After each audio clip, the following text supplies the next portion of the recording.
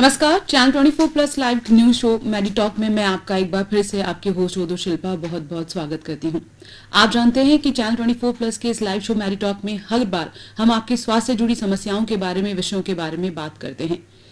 कोविड-19 अभी लगभग 2 साल से हमारे बीच चल रहा है। उसने हम सबको परेशान कर रखा है। उसके लिए कितनी भी सजगता हमारे बीच हो, लेकिन फिर भी वो समस्या हमारे सामने खड़ी है। लेकिन हाल ही के दिनों में कोविड-19 से जुड़ी एक और समस्या हम लोगों के सामने आई। सरकार ने उसे भी महामारी घोषित कर दिया। वो है ब्लैक फंगस। ब्लैक फंगस और व्हाइट फंगस नाम की दो हमारे सामने ऐसी बीमारियां आई जिसमें सफेद जो व्हाइट फंगस है वो ज्यादा सीरियस नहीं है, लेकिन ब्लैक फंगस को बहुत ज्यादा सीरियस माना जा रहा है क्योंकि महामारी घोषित हो गई है। तो अपने आप में ये समस्या बेहद गंभीर है।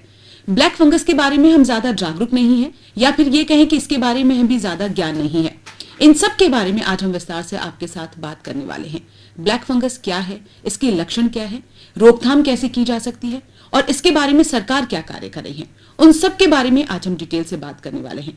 और इसके लिए हमारे बीच आज जो डॉक्टर आए हैं वो है डॉक्टर महेंद्र चौहान। आप एमडीएम के नेत्र रोग विभाग में कार्यरत हैं, सेवाएं दे रहे हैं और नाक कान गला रोग में विभाग में कार्यरत हैं। सर, आपका हमारे शो में बहुत बहुत स्वागत है। Thank you.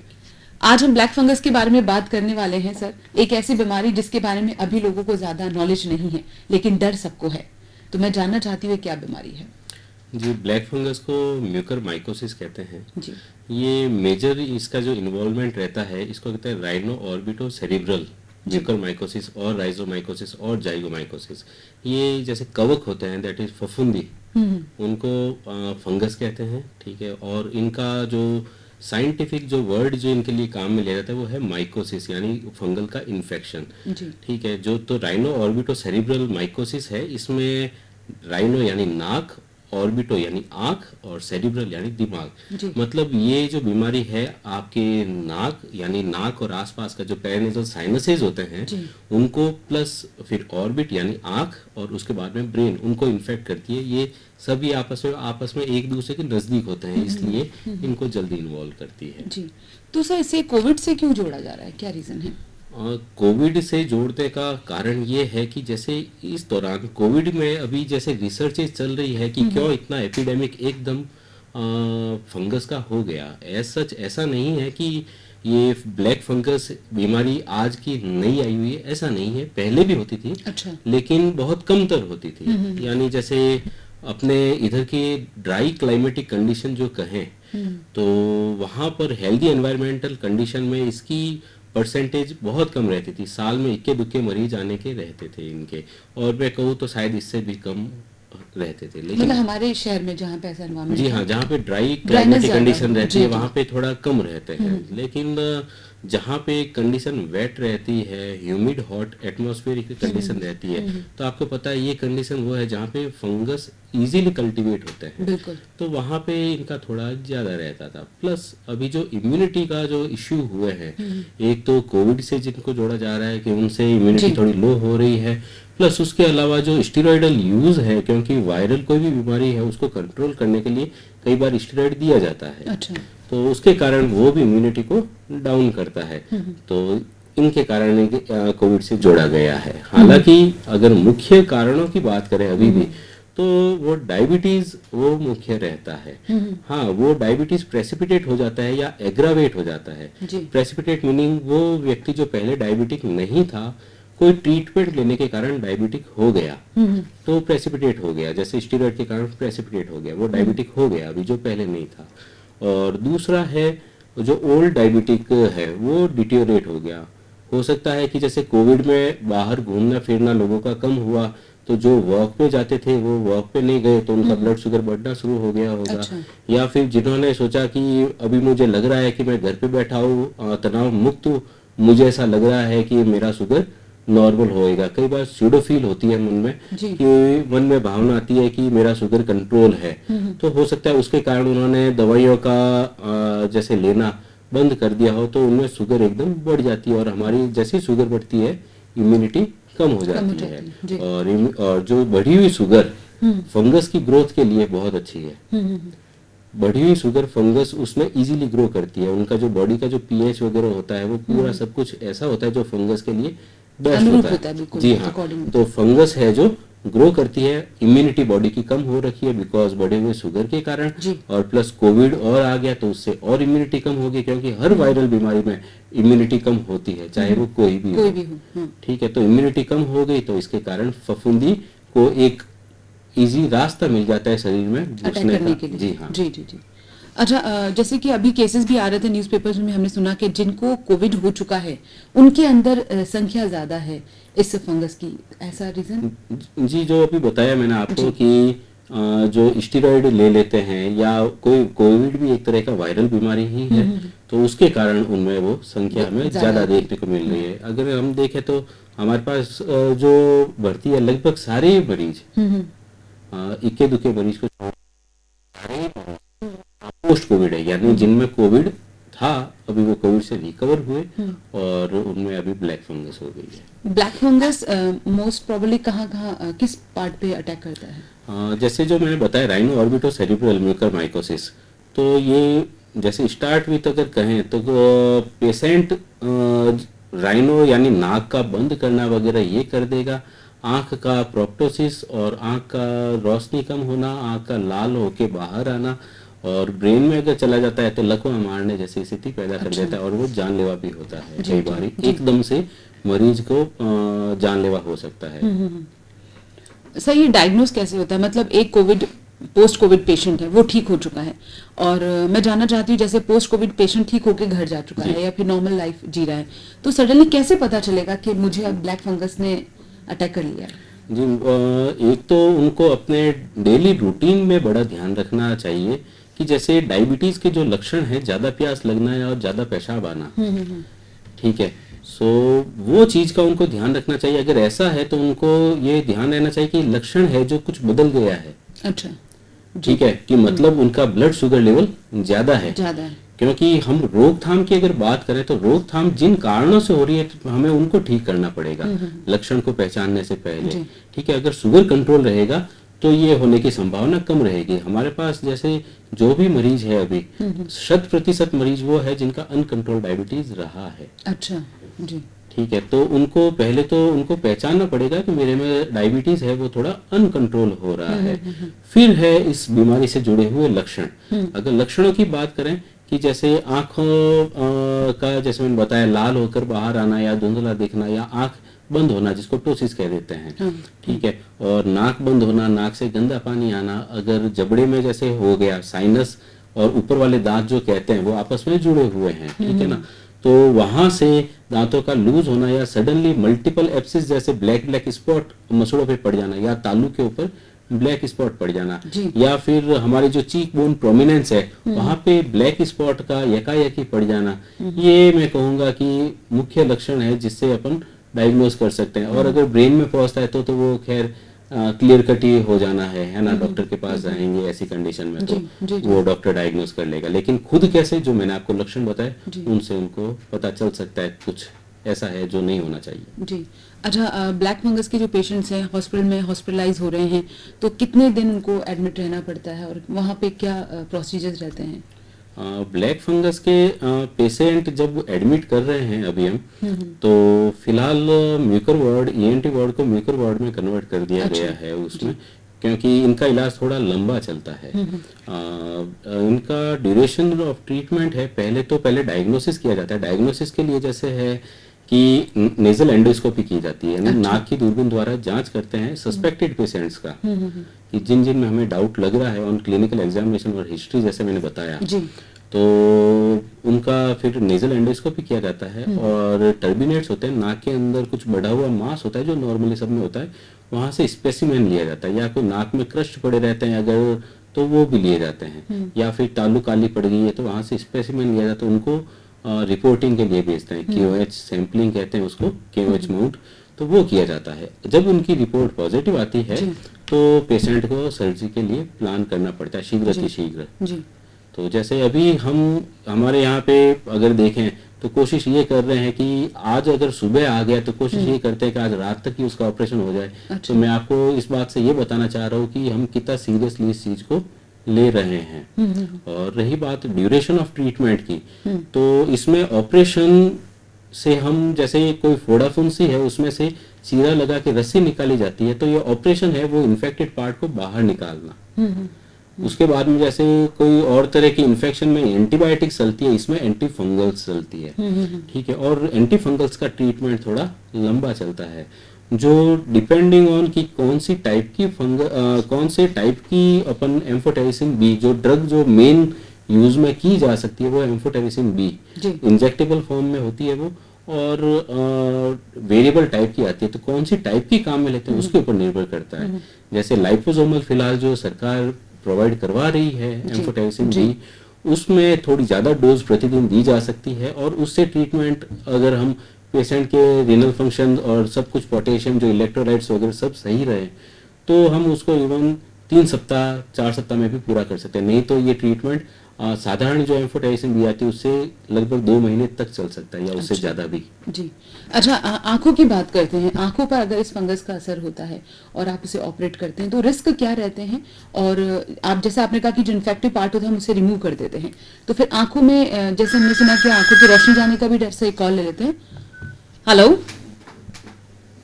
Hello ji sir, call disconnect हो गया। तो क्या रिस्क रहता है आंखों के साथ? ऐसा भी सुना है कि आंखों की रोशनी भी चली जाती है। जी, आंखों की रोशनी चली भी जाती है और बहुत जनों की चली भी गई है, और उनकी आंखें हमें निकालनी पड़ी है। दोनों आंखें या नहीं, फिलहाल एक साइड का रहा है। जो भी पेशेंट्स की हमने आंख निकाली है वो एक साइड की निकाली है। फिलहाल 3 ऐसे पेशेंट्स हैं जिनकी हमने यूनिलेटरल यानी एक साइड की आंख निकाली है, और 3 ही ऐसे मरीज है जिनके हमने एक साइड का जबड़ा निकालना पड़ा है। अच्छा। ठीक है, तो जो सड़ा हुआ पार्ट है, कारण क्या है कि फंगस या फफूंदी जो है, जो भी हमारी आर्टरी होती है, आर्टरी यानी कोई भी ऑर्गन को खून ले जाने वाली नस जी, जो हृदय उस ऑर्गन से वापस खून ले जाती है उनको वेन कहते हैं अपन, है ना, और जो ऑर्गन तक ले जाती है उनको आर्टरी कहते हैं। यानी जो कोई भी ऑर्गन का जीवन है यानी उनकी वाइटलिटी वो आर्टरी की सप्लाई के ऊपर निर्भर करती है। तो अगर फफूंदी उसमें एंटर कर जाती है तो वो उसको ऑब्लिटेट करके ब्लॉक कर देती है, तो उसमें जो भी हिस्सा उस आर्टरी से सप्लाई होता है उसका गैंग्रीन हो जाता है। अच्छा। ठीक है, तो आप उसको ऑर्गन को आपको निकालना ही पड़ेगा, क्योंकि उस ऑर्गन में रक्त का संचार नहीं है, तो आप ब्लड में कितनी ही दवाई डाल दीजिए वो उस ऑर्गन तक नहीं पहुंच पाती, तो वो अनवाइटलाइज्ड टिश्यू है और वो रादर सोर्स ऑफ इन्फेक्शन है, क्योंकि उसमें फफूंदी पड़ी हुई है, और ये फफूंदी हमारे शरीर में हमेशा पड़ी रहती है, जैसा मैंने बताया आपको पहले ये। लेकिन जब हमारे बॉडी की कुछ ऐसी कंडीशन हो जाती है कि वो उनके लिए फेवरेबल हो जाए, तब वो हमारे इन्फेक्शन कर देती है। ठीक है, तो उन ऑर्गन्स को निकालना पड़ता है। अगर आंख की रोशनी चली जाए या ऑफ्थेल्मोप्लेजिया वाले केसेस है, तो उसमें अभी हमारे यहाँ पे कि जिनमें रोशनी खराब हुई है लेकिन पूरी तरह से नहीं गई है, उसमें इंजेक्शन लगा के आंख को बचाने का प्रयास किया जा रहा है। मेरे एक सवाल और है कि जैसे आपके पास एक पेशेंट आता है और उसका स्टेज लेवल बिगड़ा हुआ है जब आपको ऑपरेट करना पड़ता है, तो क्या एक एज ए आम आदमी को कब जागरूक होना पड़ेगा कि भाई मुझे ऐसे सिम्टम आ रहे हैं कि आंखें लाल हो रही है, आंखों में तकलीफ हो रही है, या जुकाम हो रहा है कोविड पोस्ट कोविड के बाद, तो उसको आपके पास कब आके कांटेक्ट करना चाहिए? जी, जैसे जुकाम की अगर बात करें, साधारण जुकाम जैसे नाक बंद होना, इसमें भी नाक बंद होना सेम ही होता है, उसमें कोई डिफरेंस नहीं होता।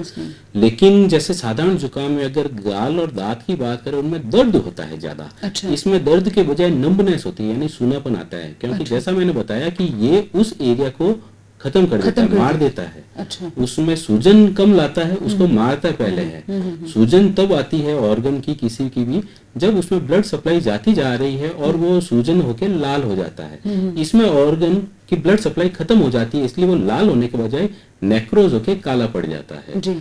ठीक है, तो दोनों में उसमें दर्द ज्यादा होता है, इसमें दर्द कम होता है और नंबनेस ज्यादा होती है यानी सूनापन ज्यादा होता है। स्पेशली जैसे मैंने बताया कि जो इस चीक में जो चीक बोन वाला एरिया है, यहाँ पे ब्लैक स्पॉट जैसे पड़ जाता है, तो वहां पे उनको नंबनेस ज्यादा फील होती है, पेन नहीं होता। लेकिन अगर सेरिब्रल इन्वॉल्वमेंट है जिसमें ड्यूरा वगैरह इरिटेशन होना शुरू हो जाता है, तो उसके कारण हेडेक काफी होता है इन पेशेंट्स को। अच्छा। अगर इंट्राक्रेनियल जाता है तो या इन चीजों में, तो उसमें हेडेक बहुत रहता है और उसका प्रोग्नोसिस भी ऐसे केसेस का पुअर रहता है। वैसे सारे केसेस का जो म्यूकर माइकोसिस है, इनका प्रोग्नोसिस पुअर ही है। अच्छा, जैसे आपने कहा आंखों में हुआ या नाक में हुआ, वो समझ आता है कि इस तरह के सिम्टम फेस पे भी दिख सकते हैं, लेकिन आपने कहा दिमाग में भी ये फंगस जाता है और उसका सिम्टम एक बाद में आता है कि लकवा, पैरालिसिस हो जाता है।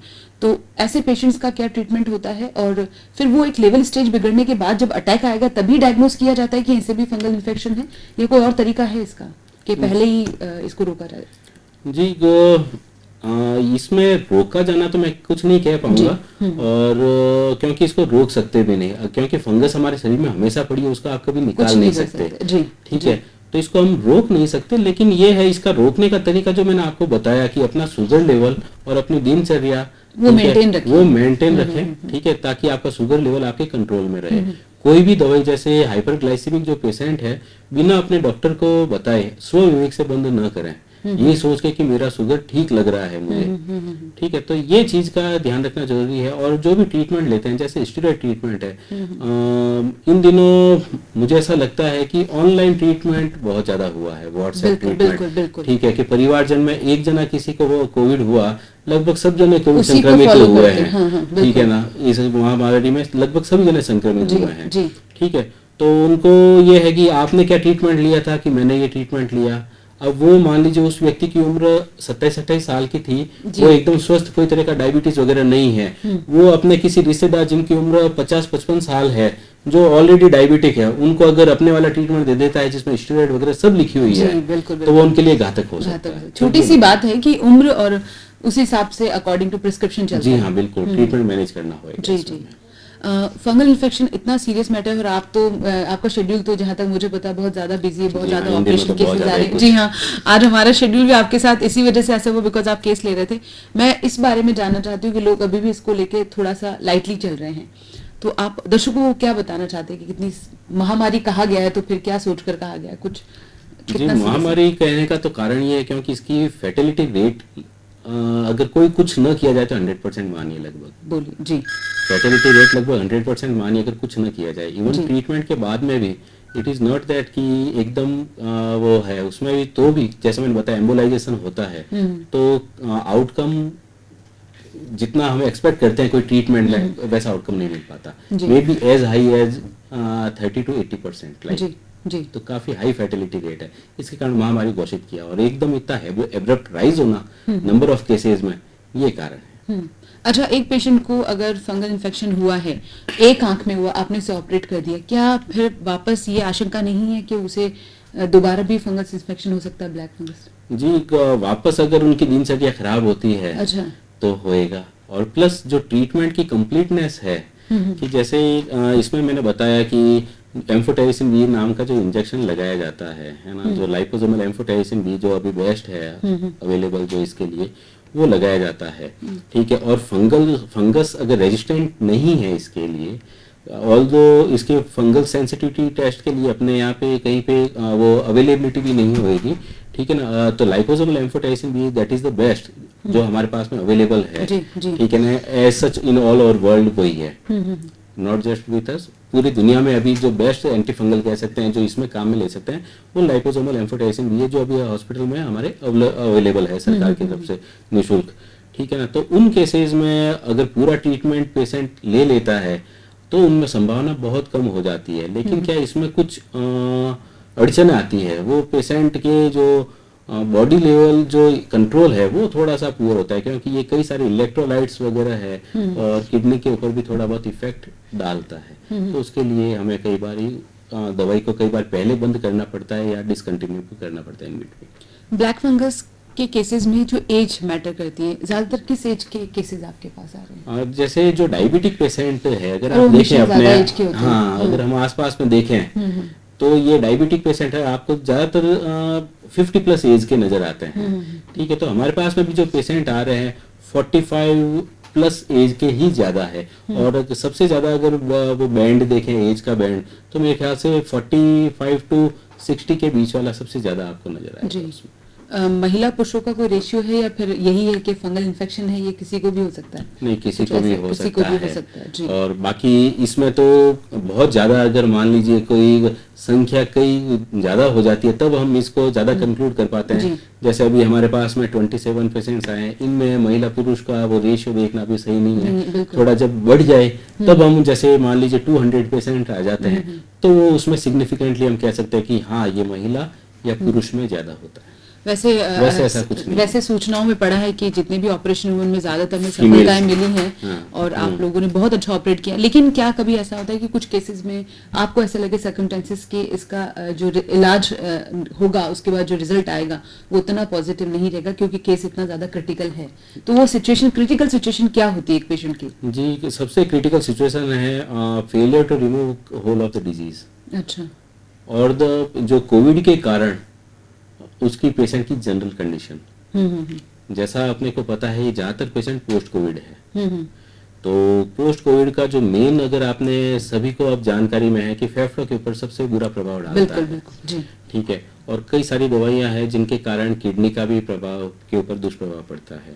उसके अलावा जो डायबिटीज है वो खुद नेफ्रोपैथी करता है, यानी इसको अपनी किडनी को खराब करता है जी। ठीक है ना।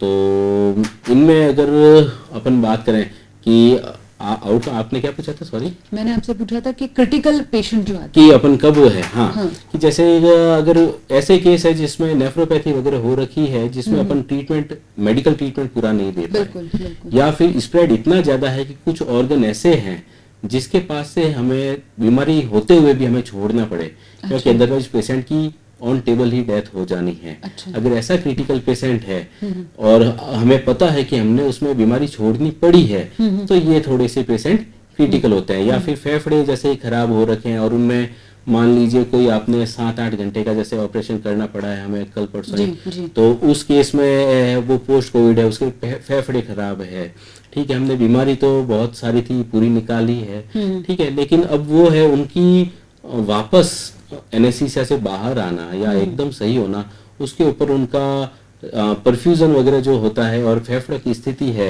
और ट्रीटमेंट झेलने की क्षमता जो कि किडनी के फंक्शन के ऊपर डिपेंड करेगी, वो बहुत निर्धारित करती है। जी जी। तो मैं चाहती हूँ कि ऐसा कोई आपका केस है इन दिनों में जो आपने फेस किया हो जिसमें इतनी क्रिटिकल सिचुएशन थी? और जी हाँ, अभी 2 दिन पहले जो तो केस, मैं चाहती हूँ आप दर्शकों को विस्तार से जी, 2 दिन पहले जो केस ऑपरेट किया था, हमें उसकी एक आंख, एक तरफ का जबड़ा, तालू और ऑपोजिट साइड का आधा जबड़ा और बेसी स्फेनॉइड कहते हैं, यानी जो ब्रेन की जो सतह होती है स्कल की, उसके एरिया तक और नेजोफेरिंग्स उस वाले एरिया तक फंगस था। हम उसको पूरा निकाल पाए हैं, लेकिन पेशेंट हमारे पास में वो ऑक्सीजन पर ही थी वो। अच्छा। ठीक है, तो वो हमने जब पेशेंट को रिसीव किया, वो पेशेंट ऑक्सीजन पर ही थी, वो रूम एयर पे सैचुरेशन मेंटेन नहीं कर पाती थी, यानी आप सोच सकते हैं कि उसका चेस्ट कंडीशन पुअर ही रही होगी। ठीक है, तो उस पेशेंट का, क्योंकि ये जानलेवा फंगस इमीडिएट है, तो उसको देखते हुए हमें ऑपरेट करना पड़ा है। लेकिन वही है कि अभी इतना लंबा अगर ऑपरेशन चला है तो पेशेंट को रिकवर होने में ऐसे में टाइम लगता है। और उसके अलावा जो ऐसे केसेस की फैटेलिटी यानी वो थोड़ा सा ज्यादा रहती है, ये ज्यादा हाई रिस्क केसेस है जिसमें आउटकम हमें पुअर मिलता है, एज पर हमारी एक्सपेक्टेशन नहीं आ पाता उसमें। जो पेशेंट्स हैं जब वो ट्रीटमेंट करवा के वापस घर चले जाते हैं तो घर पर क्या सावधानियां रखनी होगी, क्या प्रिकॉशंस रखने होंगे, या फैमिली सपोर्ट क्या होना चाहिए उस वक्त? जी, अगर देखिए किसी की अगर आंख और तालू या जबड़ा वगैरह निकला है, उसमें एक तो अपने न्यूट्रिशन से संबंधित थोड़ा ध्यान रखना पड़ेगा उनको, ठीक है, क्योंकि डायबिटिक जैसा मैंने बताया है ये पहले ही है, तो उनका न्यूट्रिशन से संबंधित ध्यान रखना पड़ेगा। प्लस कॉस्मेटिकली थोड़ा सा डिसफिगरिंग हो जाता है ठीक है, कि एक तरफ से गाल थोड़ा दबा हुआ है, आंख निकली हुई है, तो वो थोड़ी सामाजिक तौर पे वो moral support they need. Exactly, यही मैं कहना चाह रहा हूँ कि उनको मोरल सपोर्ट की जरूरत है, क्योंकि एज सच कोई भी ऐसे नहीं होना चाहेगा। लेकिन आज के टाइम में जब प्लास्टिक सर्जरी इतना उन्नत है, ठीक है, तो इसमें बहुत अच्छे से इनको कॉस्मेटिकली एक्सेप्टेबल कंडीशन में ले जाया जा सकता है। जैसे डेंटल जो प्रोस्टोडोंटिक सर्जन होते हैं, वो तालू में फिलहाल वो उसमें अपने रख देते हैं जिससे आराम से वो खा पी सकता है, आर्टिफिशियल पैलेट टाइप को बना देते हैं और डेंचर तैयार कर देते हैं प्रोस्टोडोंटिक। और जो आर्टिफिशियल आई बॉल जो रहती जी, है जी। वो भी रखी जाती है। हालांकि नॉर्मल कुदरती तौर पे वैसी तो नहीं हो पाती, लेकिन हाँ सोशली एक्सेप्टेबल कंडीशन में वो व्यक्ति हो जाता है। जी। मेरा एक सवाल और है कि हम शुगर को डायबिटिक पेशेंट्स को फंगल इन्फेक्शन से जोड़ रहे हैं। जी हाँ। मतलब शुगर होना, या तो एक धारा बनी हुई है कि वे 50 साल या 55 साल के लोगों को शुगर होती है तो फंगल इन्फेक्शन में है। अगर अब के वक्त बदल चुका, अब तो 30 साल के बच्चे जी, हैं, बच्चे बिल्कुल। उनमें भी डायबिटीज पेशेंट आपको इजीली मिल जाते हैं, क्या उन पे भी अटैक होने की पूरे चांसेस हैं अगर वो पोस्ट कोविड रहे हैं तो? पोस्ट कोविड में अभी हमारे पास में जो यंगेस्ट है वो 28 ईयर का है। अच्छा। और वैसे अगर आप शुगर की बात कर रहे हैं तो मैंने अपने कैरियर में जो यंगेस्ट पेशेंट जो ऑपरेट किया है वो 2009 में, अच्छा। 2010 में एक गर्ल थी ओनली एज ऑफ 9 इयर्स, उसका मैंने ऑपरेट किया था। उसकी हमें आई बॉल और मैक्सिला यानी ऊपर का जबड़ा दोनों ही निकालना पड़ा था। वो भी फंगल इन्फेक्शन? जी हाँ, म्यूकर माइकोसिस की, और वो डायबिटिक थी। वो टाइप 1 डायबिटीज था उसको। जी जी जी। तो वो कीटोएसिडोसिस की फॉर्म में हमारे पास में आई थी। अच्छा। कोमेटोस थी वो उस समय, कीटोएसिडोटिक कोमा में थी वो पेशेंट। उसका हमें आंख और जबड़ा निकालना पड़ा था। I still remember her name. ठीक है, वो क्योंकि ऐसे पेशेंट होते हैं कि आप उनसे जुड़ जाते हैं। जैसा मैंने बताया, इतना लंबा इलाज चलता है ना, तो डॉक्टर और पेशेंट आपस में रिश्ता बन जाता है। ठीक है, तो मैं अभी भी मैं उस पेशेंट का मुझे नाम याद है। और जब मेरा लास्ट डे था, मेरा जो जहाँ पर मैंने इसका ऑपरेशन किया था, तो वो मुझसे मिलने के लिए आई थी। वो एट दैट टाइम वो 11-12 ईयर्स की हो गई थी, और उसने आई बॉल और जबड़ा जो मैं बता रहा था वो लगाया। और वो स्थिति वो इतनी अच्छी क्योर्ड थी कि मैं रिकॉग्नाइज नहीं कर पाया। अच्छा। 2-2.5 साल हो गए थे ऑपरेट किए हुए, बट उसने फिर याद दिलाया, सर आप भूल गए कैसे मुझे। फिर मुझे एकदम स्ट्राइक किया, अच्छा जी जी जी। तो ये है। तो मतलब मैं कहना चाह रहा हूँ, जो मैं आपने पूछा कि फैमिली में क्या होना चाहिए, तो जैसे उनके परिवार वालों ने उसको मॉरल सपोर्ट किया, जैसे एट एज ऑफ 9 और 10 जब ब्रेन इतना परिपक्व नहीं है, तब भी उसको इतना अच्छा सपोर्ट किया और वो इतनी कॉन्फिडेंट फॉर्म में आई है। मीनिंग ऐसे ही हमें सपोर्ट की जरूरत है परिवार वालों को। मॉरल सपोर्ट बहुत जी हाँ। तो वो कभी भी हीलिंग में मेरे ख्याल से कुदरती तौर पे काम करता है किसी भी व्यक्ति की हीलिंग में। जी जी जी। अच्छा, कोविड जो पोस्ट कोविड पेशेंट्स हैं उनमें फंगल इन्फेक्शन तो हम बात कर ही रहे थे। डायबिटिक पेशेंट्स, उन्हें भी ध्यान रखने की जरूरत है, और बहुत ज्यादा ध्यान रखने की जरूरत है। जी, हर डायबिटिक पेशेंट को, चाहे वो 28 साल का हो चाहे 30 साल का, लेकिन अगर वो डायबिटिक पेशेंट है तो आपको ध्यान रखना। जी, कोविड की बीमारी अभी आई है। मैंने अपने कैरियर में मेरे किए हुए और दूसरे किए हुए नहीं करके 150 प्लस केस तो देखे होंगे। जी जी। तो ऐसा नहीं है ये बीमारी अभी की है, हाँ अभी थोड़ी ज्यादा, पर अभी कोविड की वजह से इसे ज्यादा बूस्ट अप हो गया है। बिल्कुल। मेरा कहने का मतलब एक और है, क्या हम ये मानकर चले कि जो हेल्दी पर्सन है, जो डायबिटिक पेशेंट नहीं है, वो फंगल इन्फेक्शन से सेफ है, उसे कोई इशू नहीं है? अगर हम फंगल इन्फेक्शन की ऐसे बात कर रहे हैं, जैसे दांत खाज खुजली है, ये भी एक तरह का फंगल इन्फेक्शन है। ये तो चलो, हाँ, ठीक है ना। तो वो इम्यूनो कॉम्पिटेंट में होता है। हाँ। एक होता है स्टेट इम्यूनो कॉम्पिटेंट और एक होता है इम्यूनो कॉम्प्रोमाइज। जी। तो जो ये म्यूकर माइकोसिस है, ये इम्यूनो कॉम्प्रोमाइज्ड पेशेंट में होते हैं। अच्छा। ठीक है ना।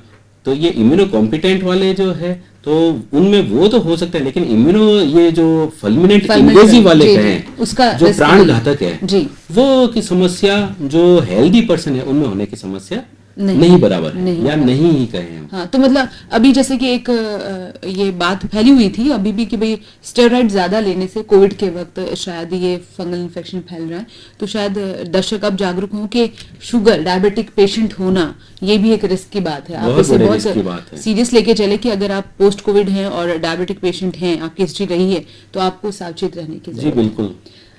अब बात करते हैं यहाँ इसके ट्रीटमेंट की। जैसे कि आपने कहा इंजेक्शंस अवेलेबल हैं इसके लिए कोविड के बाद फंगल इन्फेक्शन में, तो क्या सरकार अपनी सारी जितनी कोशिश कर रही है इंजेक्शन अवेलेबल है? अभी सरकार की तरफ से पूरी तरफ से प्रयास है और वो कर भी रही है, और वो प्रयास हम लोगों तक पहुंच भी रहा है। कहने का मतलब हम लोगों का मतलब आम जनता तक पहुंच पा रहा है। अगर एम्फोटेरिसिन भी जो मैंने लाइपोसोमल बताया, जो मैंने कहा पूरी दुनिया में अभी तक बेस्ट एम्फोटेरिसिन अवेलेबल है, वो सरकार प्रोवाइड कर रही है और अभी तक हमें सुलभ तरीके से मिल पा रहा है आज की तारीख तक। तो एक पेशेंट पे कितने इंजेक्शंस की आवश्यकता पड़ती है अकॉर्डिंग टू प्रिस्क्रिप्शन? जी वेरिएबल रहता है इसमें।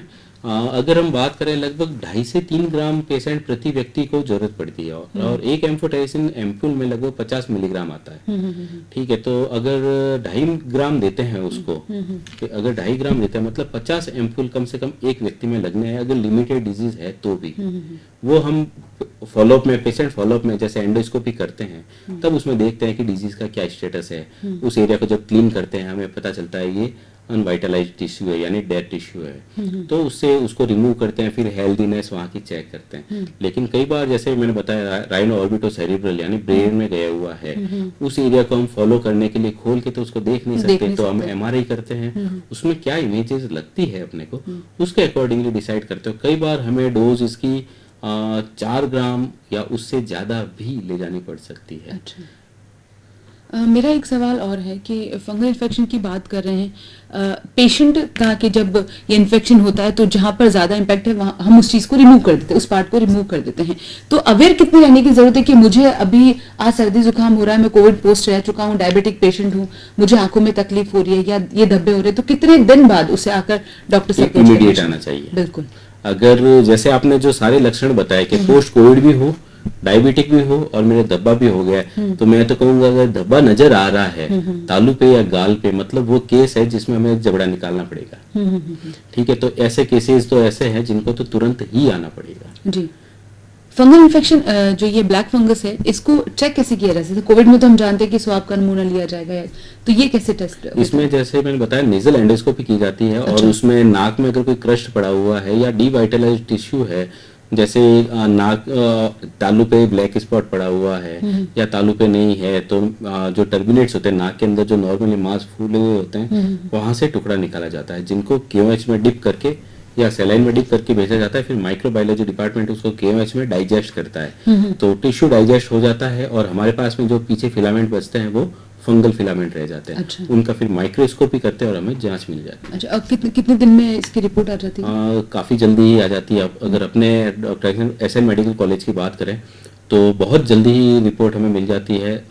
हर व्यक्ति की रिपोर्ट 3 घंटे के भीतर मिल ही जाती है आमतौर पे। अच्छा। अगर हम उनको डे टाइम में जैसे प्लान कर रहे हैं तो लगभग 3-4 घंटे में मिल जा रही है। तो मतलब अगर आपको लग रहा है कि आप इससे सफर कर रहे हैं तो एमडीएम हॉस्पिटल में इसकी पूरी फैसिलिटी है? जी हाँ जी, आप वहाँ पे चेक करा सकते हैं। जी हाँ। अब थोड़ा सा कोविड-19 की भी बात कर लेते हैं। कहीं ना कहीं दोनों का जुड़ाव है, नाक कान गला भी वहाँ पर बहुत अहम किरदार रखता है। कोविड-19 से बचने के लिए बेसिक क्या ऐसी चीजों का ध्यान रखना चाहिए? जो सरकार ने जगह जगह पे लोगों की जागरूकता के लिए जो बैनर्स लगा रखे हैं कि डिस्टेंसिंग के, जैसे आप और मैं भी डिस्टेंसिंग पे बैठे हुए हैं, या मास्क पहनना है, ठीक है ना, इन चीजों को, और हाथों को सैनिटाइज करना या साबुन से धोना, ये बहुत ज्यादा अच्छी चीज है। और दूसरा, भीड़ भाड़ वाली जगह है उनको रोकना सबसे ज्यादा जरूरी है। कारण उसका ये है क्योंकि जैसे ये कमरा है, यहाँ पे 2 जने बैठे हैं, अगर कोई इन्फेक्टेड है तो वायरल लोड कम रहेगा। मान लीजिए इस कमरे में भीड़ भाड़ है और उनमें से 1 जने के बजाय 3 जने इन्फेक्टेड है, तो वायरल लोड है वो बढ़ जाता है। जी, तो भीड़ भाड़ वाली जगह में अगर हम देखेंगे तो वायरल लोड भी ज्यादा होएगा। तो वायरल लोड के कारण इन्फेक्टिव और ज्यादा सीवियर इन्फेक्शन होने की संभावना रहती है। जी जी। मेरा एक और सवाल है, अभी जो वैक्सीनेशन की बात कही जा रही है और सुनने में आता भी है कि लोग काफी वैक्सीनेशन करा रहे हैं, लेकिन ऐसा भी एक भाग है जो अवेयर नहीं है या जिन्हें लगता है वैक्सीनेशन का फर्क नहीं पड़ेगा। तो मैं जानना चाहती हूँ कि वैक्सीनेशन के बाद कितना अच्छा रिजल्ट रहता है, क्या श्योरिटी रहती है कोविड के अटैक को लेकर? जी, मुझे खुद को कोविड हुआ था, मैंने वैक्सीनेशन करवा रखा था, मैं आपके सामने बैठा हूँ। अच्छा, आपके वैक्सीनेशन के बाद हुआ था, ठीक है, लेकिन इनफैक्ट मैं नहीं, लगभग पूरी फैमिली, मेरी वाइफ डॉक्टर है, उनको भी कोविड हुआ था, ठीक है, तो मेरे पेरेंट्स को हुआ, सब इन्फेक्ट हो गए थे। जैसा मैंने बताया कि हमारा वर्क है, जैसे ये पेशेंट्स का जो भी है सारे पोस्ट कोविड है। आई डोंट नो कि उनमें से रिलेटिव कोई उस समय कोविड पॉजिटिव भी हो तो भी उनके पास खड़ा है, ठीक है, और हमें पेशेंट को देखना ही पड़ेगा। और जैसा मैंने बताया कि इनका ऑपरेशन हम सुबह आया और शाम तक करने का प्रयास कर रहे हैं, अगर उनकी सारी तैयारियां हो जाती है तो आप समझ सकते हैं कि शायद कोविड रिपोर्ट तब तक आती भी नहीं होगी, ठीक है ना। तो लेकिन वो फिर भी हम कॉन्फिडेंटली कर पा रहे हैं, मैं ये सोच के कि जो हमारे, क्योंकि जो डॉक्टर्स ने रिसर्च किया वो हमारे मेरे कोलीग ही हो गए। बिल्कुल बिल्कुल ठीक है, सही, हाँ। तो अपने जो कर्मी होते हैं उनके ऊपर हमेशा विश्वास रखना चाहिए। तो मैंने वो उनके ऊपर विश्वास रखा, वैक्सीन करवाया, कोविड हुआ लेकिन सिम्टम्स आए, लेकिन मैं क्योर हो गया।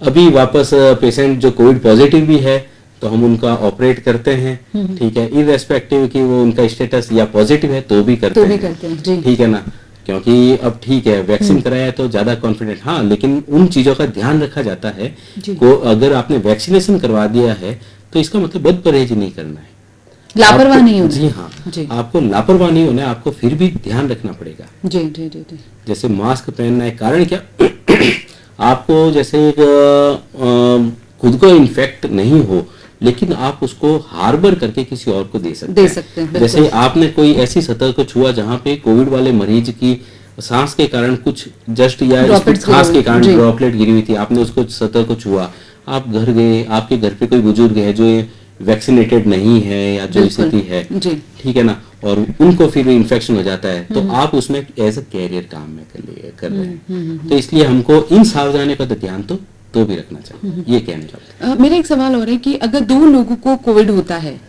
एक सरवाइव कर लेता है, एक नहीं कर पाता, तो इसमें जो खास रीजन क्या रहता है कि वो सरवाइव कर गया और वो डेथ उसकी हो गई? उसमें पेशेंट में ऐसी क्या चीजें हैं जिसकी वजह से उसका इम्यून पावर इतना स्ट्रांग नहीं होती? क्या एक एज ही फैक्टर है? नहीं, ऐसा नहीं है जी। अभी जैसे सेकंड वेव में देखे हैं हमारे बहुत सारे यंग लोग भी इसका शिकार हुए हैं, जो मात्र 35-40 साल के एज के थे वो इसमें शिकार हुए हैं, जो बहुत अच्छी बात तो बिल्कुल नहीं कहेंगे, बहुत खराब बात है जो है ना, जो थोड़ा सा मतलब एक बिकॉज ये इस रिप्रोडक्टिव एज ग्रुप रहती है। Reproductive meaning in the sense of our economic development जी। ये इकोनॉमिकली जो बैकबोन है इंडिया की, वो अगर देखें तो किसी भी कंट्री की यही एज ग्रुप ज्यादा रहता है, बिल्कुल ठीक है ना। तो इस हिसाब से, लेकिन अगर आप कहें कि क्या कारण रहा, ये तो अभी तक सब कुछ इसमें रिसर्चेज और हाइपोथेसिस ही है कि साइटोकाइन स्टॉर्म, अगर हम फाइनली अगर बात करें कि साइटोकाइन स्टॉर्म है वो कारण है, लेकिन किसी में इतना ज्यादा क्यों, किसी में इतना कम क्यों, ये जरूर एक विषय है जिसमें अभी तक रिसर्च बहुत बाकी है। लेकिन जैसा मैंने एक बताया कि जो भीड़ भाड़ वाली जगह या ऐसी है, तो अगर वायरल लोड ज्यादा जाता है तो पक्का ऐसा है कि इन्फेक्शन ज्यादा सीरियस होने की संभावना रहती है as compare to low viral load. अच्छा, आप भी कोविड के शिकार रहे हैं तो आपके अंदर क्या सिम्टम्स थे और आपने कैसे खुद को सरवाइव किया उसमें से? जी देखिए, जैसे सिम्टम्स के अकॉर्डिंग अगर मैं खुद का बात करूं तो सिर्फ पैरासीटामोल और विटामिन्स ये है जो मेरी बॉडी को रिक्वायर्ड था उसमें। जी जी जी, ठीक है। जैसे मैं डॉक्टर हूँ, मुझे हर लक्षण में जल्दी से आभास करके उसकी घटती या बढ़ती हुई कंडीशन को मेरे ख्याल से ज्यादा एसेस कर सकता हूँ। बिल्कुल सही जी। ठीक है ना, तो मैंने अपने लक्षणों को उस हिसाब से टाइट्रेट किया कि मुझे कितनी जरूरत है, पैरासीटामोल की जितनी जरूरत है। और एक और इम्पोर्टेंट चीज है कि ड्यूरिंग कोविड आपको एक्सरसाइज नहीं करनी थी। इवन कोई भी वायरल में एक्सरसाइज अवॉइड करना ज्यादा सही रहता है। अच्छा, ठीक है, या फिर क्राउडिंग में जाना अवॉइड करना सही रहता है। वैसे कोविड में तो वैसे भी अवॉइडेबल है। कारण क्या है कि इम्यूनिटी जैसा मैंने बताया वो कम रहती है, तो और कोई भी मान लीजिए खांसी जुकाम से संक्रमित है तो उससे वो मरीज इजीली संक्रमित हो सकता है। अच्छा, तो इसलिए जो होम आइसोलेशन वाला जो बताया था कि व्यक्ति अपने घर पे रहेगा, अलग कमरे में रहेगा, तो उसका एक यह कारण है कि वो क्या घर में अगर मान लीजिए किसी और को सुपुरेटिव यानी इन्फेक्शन वाला बैक्टीरिया वाला अगर कोई इन्फेक्शन होता है तो वो उस व्यक्ति चपेट में जल्दी आ सकता है जो कोविड पॉजिटिव। जी, मेरा एक सवाल और है। आपने कहा आपने विटामिन की गोलियां ली थी और अभी यही चल रहा है जैसे लिम्सी की गोलियां आ गई है या मल्टीविटामिन गोलियां मार्केट में अवेलेबल है और ये कहा जा रहा है कि उनका ज़्यादा इस्तेमाल किया जाए तो आपके ऊपर चांसेस कम रह जाते हैं कोविड अटैक के। तो क्या ये दवाइयाँ लेना एक हेल्दी पर्सन के लिए या फैमिली का सही है? जी, ये तो जैसे वाइटामिन कोई भी है, जैसे बी कॉम्प्लेक्स या विटामिन ए है, बी ए सी, जो भी मतलब आप विटामिन की बात करें, ई वगैरह, तो ये मतलब दीज आर न्यूट्रिएंट ओनली। ठीक है, ये दवाई नहीं है। हम खाना भी न्यूट्रिएंट के लिए ही खाते हैं। जी हाँ, ठीक है ना। तो ये अगर आप ले रहे हैं तो आप कोई दवाई नहीं ले रहे हैं, ये टॉनिक्स है। दीज आर हेल्पफुल, या these are helpful, exactly. Okay, ठीक है ना। और वो अपनी हेल्थ को इम्प्रोवाइज करने के लिए है। ये ऐसा नहीं है जो हमारी इम्यूनिटी पावर को वीक करने वाले हैं। अच्छा, ये हमें बूस्ट करने वाले हैं। न्यूट्रिएंट वो होते हैं जो हमें हेल्दी बनाते हैं। ठीक है ना। तो विटामिन्स कोई भी व्यक्ति ले सकता है अपने जीवन में, भले हमेशा ले, कोई कोई दिक्कत नुकसान नहीं है। अच्छा, आप कह रहे हैं कि आप उन पेशेंट्स को फेस करते हैं जो कोविड हैं, और खुद भी आप पॉजिटिव रह चुके हैं, आपका फील्ड मेडिकल है। जब आप घर जाते हैं तो आप किस तरह फैमिली को सिक्योर करने के लिए क्या स्टेप्स ध्यान रखते हैं? मैं चाहती हूँ दर्शकों को पता हो, ताकि जब वो काम से घर जाएं तो उनको किन चीज़ों का ध्यान रखना चाहिए। जी, जैसे मैं और मेरी मिसेज दोनों ही डॉक्टर है जी, ठीक है, और हमारे घर में 2 बच्चे हैं छोटे, ठीक है।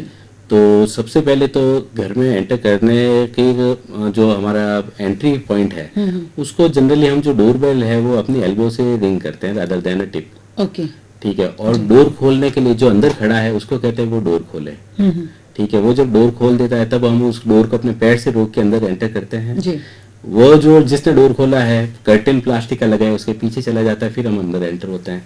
तब तक हमने मास्क पहना हुआ हम टांग देते हैं, ठीक है, और एक चेंजिंग रूम अलग बनाया हुआ है, वहाँ पे हमारे कवर ड्रेस चेंज करके फिर सीधा बाथरूम में जाके हैंड वॉश वगैरह बिना कोई चीज को टच किए सीधा अंदर जाके हाथ मुंह धोने, पैर धोना, ये काम किया जाता है। जी। अच्छा, डाइट, अगर इस वक्त बैलेंस डाइट कही जाए जो कि इम्प्रूव होनी चाहिए या हर घर में होनी चाहिए, क्या डाइट शेड्यूल फॉलो होना चाहिए? जी, फ्रेश डाइट, जी, ओनली फ्रेश डाइट, प्रोटीन और विटामिन, नो प्रिजर्वेटिव डाइट, जितना and the diet which can be easily digested, जो आसानी से पचा जा संतुलित सके। भोजन जिसे बैलेंस डाइट कहते हैं वो ज्यादा होनी चाहिए। मैं चाहती हूँ आखिर में आप दर्शकों को ये संदेश जरूर दें कि ब्लैक फंगस को लेकर अगर वो सीरियस नहीं है या जागरूक नहीं है तो उन्हें कितना बेहद जरूरी है जागरूक होना। जी, वो पूरी तरह से उनको जागरूक होना जरूरी है। जैसा मैंने बताया, इसकी फैटेलिटी रेट विदाउट ट्रीटमेंट 100% मानिए, जी, ठीक है, और विद ट्रीटमेंट भी इसकी फैटेलिटी 30% से ज्यादा है। जी, ठीक है, 30% यानी विद ट्रीटमेंट, जिसमें हम ऑपरेशन भी कर रहे हैं और ये भी कर रहे हैं, ठीक है ना। इतनी हाई अगर फैटेलिटी रेट है 30 to 80% तक मैं बता रहा हूँ रेंज, तो मतलब जागरूक सब समझदार है, इसमें तो रहना ही पड़ेगा। और फिटनेस फ्रीक होना, एक्सरसाइज करना, बैलेंस डाइट, ये कितना अहम है? फिटनेस अगर रखेंगे तो ये जरूर है कि हमारा शुगर अच्छा रहेगा, जी, ठीक है, और हेल्दी एंड हैप्पी एनवायरनमेंट हमारी इम्यूनिटी हमेशा रेज करता है। जी, जो डल और पैसिव पर्सनैलिटी है जी, वो हमें बीमार ज्यादा लगते हैं, जी, जी, ठीक है। इसलिए हम सभी कभी आम तौर पे आपस में जब बात करते जी। हैं तो यही करते हैं कि यार ये पैसिव पर्सन है, इसके पास नहीं, जो कोई भी व्यक्ति जो खुश रहता है उसके पास में जाने का प्रयास करता है, वो हमें ऊर्जा प्रदान करता जी। है, और ऊर्जा यानी एनर्जी यानी सेहत। जी, मैं चाहती हूँ आखिर में आप दर्शकों को, जो ये कोविड-19 का वक्त चल रहा है, इसमें किन चीज़ों का ध्यान रखने योग्य बातें हैं, वो कौन सी बातें हैं, आप दर्शकों को एक बार फिर से रिमाइंड करें ताकि उनको समझ आए। जी, कोविड-19 के लिए जो सरकार की तरफ से जो गाइडलाइंस दी गई है, जी, जो समय समय पे दी जाती है, वो कहने भर के लिए नहीं, वो करने के लिए है। जैसे भीड़ भाड़ को अवॉइड करना सबसे जरूरी है, जिसका मैंने कारण बताया, वायरल लोड, आपके हाथ को धोना या सैनिटाइज करना बहुत जरूरी है, मास्क लगाना, और डिस्टेंसिंग वो अगेन वायरल लोड से संबंधित है, या एक व्यक्ति जो पॉजिटिव है उसके, ताकि आप संपर्क में न आए। जी, आप स्टूडियो में आए और आपने इतनी सारी बातें हमसे शेयर की, और ब्लैक फंगस को लेकर जो डिटेल में आपने सब कुछ बताया, वो उम्मीद है दर्शकों को भी पसंद आया होगा, समझ आया होगा। और आप यहाँ आए वक्त निकाल कर, और वो भी इस वक्त जब हमें पता चला कि आप एक पेशेंट को ट्रीट कर आए हैं, तो बहुत बहुत शुक्रिया सर आने के लिए। आज हमारे बीच थे डॉक्टर महेंद्र। आपने ब्लैक फंगस को इतना डिटेल में समझाने की कोशिश की, और आप दर्शकों को उम्मीद है ये समझ भी आया होगा कि सिर्फ स्टेरॉइड नहीं, आपका जो शुगर लेवल है आप उसको भी मेंटेन रखिए, फिटनेस में ध्यान दीजिए, संतुलित भोजन कीजिए, शायद उसके बाद आप ब्लैक फंगस जैसी बीमारी से दूर रहेंगे। आज के लिए हमारे शो में इतना ही। अगले सप्ताह एक नए विषय के साथ और एक नए विशेषज्ञ के साथ हम फिर हाजिर हो जाएंगे। तब तक के लिए दीजिए आप हमें इजाजत। नमस्कार।